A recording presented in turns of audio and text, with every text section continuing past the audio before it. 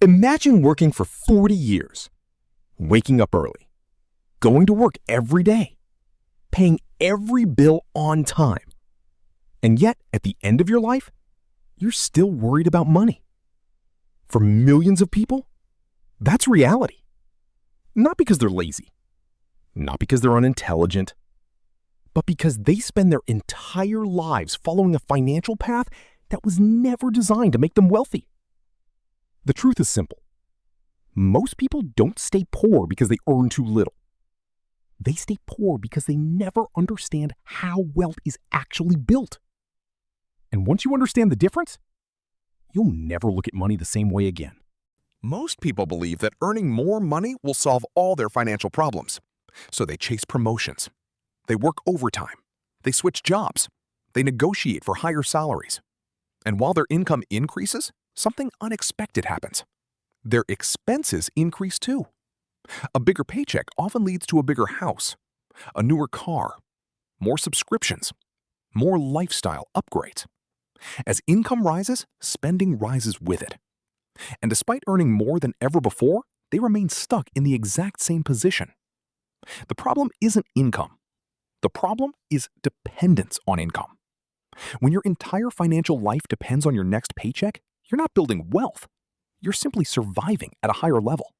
Human beings adapt quickly. What once felt luxurious soon feels normal. The dream car becomes your regular car. The dream apartment becomes your regular apartment. The dream salary becomes your regular salary. And suddenly, you need even more. This is called lifestyle inflation. The more you earn, the more your lifestyle expands to consume it. Many people making six figures feel just as financially stressed as people making half that amount because their spending grew faster than their freedom. Wealth is not measured by what you spend. Wealth is measured by what you keep. Debt is one of the most powerful forces keeping people poor. Not because debt is always bad, but because most debt is used to buy things that lose value. Credit cards, luxury items, expensive cars, consumer purchases. People borrow money to buy things they can't afford, then spend years paying interest on yesterday's decisions. The result is a cycle that becomes harder and harder to escape. Every dollar spent on interest is a dollar that can never be invested. And over decades, that difference becomes enormous. One of the biggest differences between wealthy people and everyone else is what they buy. Most people buy liabilities, things that take money out of their pockets. The wealthy focus on assets, things that put money into their pockets. Assets work while you sleep. Assets generate income. Assets create opportunities. The wealthy don't just work for money, they build systems that allow money to work for them. That's where real wealth begins. Most people underestimate the value of time, not hours, not days, years, decades. Wealth is often less about intelligence and more about patience.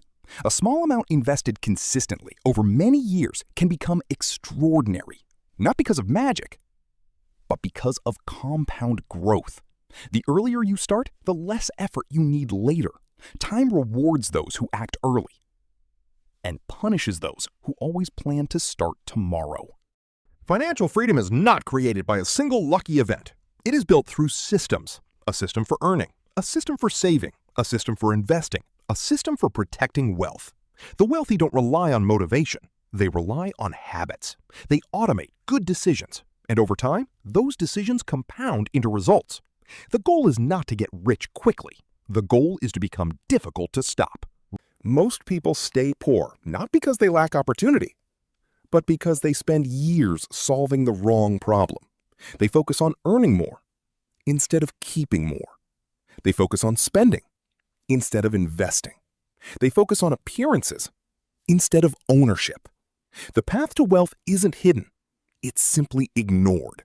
And the sooner you understand that wealth is a system, not a paycheck, the sooner your financial future can begin to change. Because the difference between staying poor and becoming wealthy is often not how much money you make. It's what you do with the money you already have.